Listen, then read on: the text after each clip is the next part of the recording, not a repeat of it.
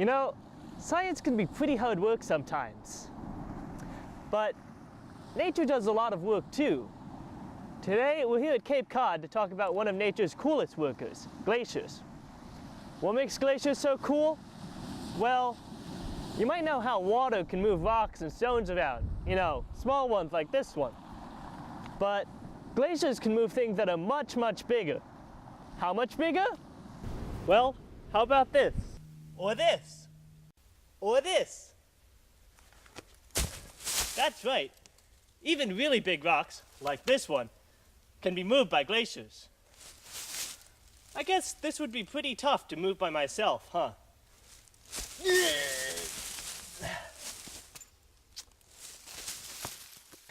That all begs the question, what is a glacier? Well, a glacier is a large, permanent body of ice that forms when snow falls in the winter, but doesn't melt in the summer.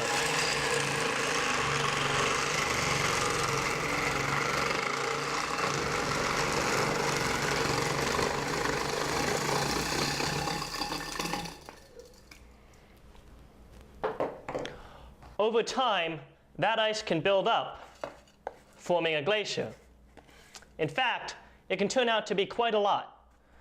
Glaciers hold nearly 2% of the Earth's water, which is nearly 200 times the amount held in rivers, lakes, and streams combined. When this ice meets the ocean, it can break off, forming icebergs, which is a big problem if you happen to have a ship. Titanic, anybody? Ah. But does ice move? Well, different materials flow at different rates and under different conditions. Some materials, like this milk, flow quickly. Other materials, like this maple syrup, or this chocolate pudding, flow more slowly. Some materials, like this banana, don't seem to flow at all. That is, unless you put them under enough stress or pressure to make them move. Ice slides, but with enough pressure, it would flow too. Unfortunately, it's a little difficult to get that much pressure here. But we can demonstrate some of the same processes using chocolate. Here we've made a model glacier out of chocolate. We've used cookie crumbs to represent rocks on the bottom of the glacier and shaved chocolate to represent snow and ice. We used chocolate because it is soft enough to move, even under low pressures like this. In this experiment, we added chocolate to the top of the glacier every 12 minutes.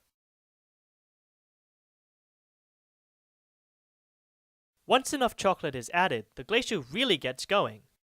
If you look closely, you can even see crevasses, or cracks, where the top of the glacier broke apart.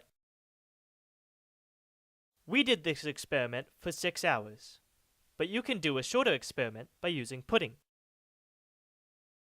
Now, we're ready to open a chocolate glacier. One of the things to notice is that the pieces down at the bottom are much more solid than the pieces up at the top. This is because the chocolate transformed on its way down the glacier, just like snow transforms into ice.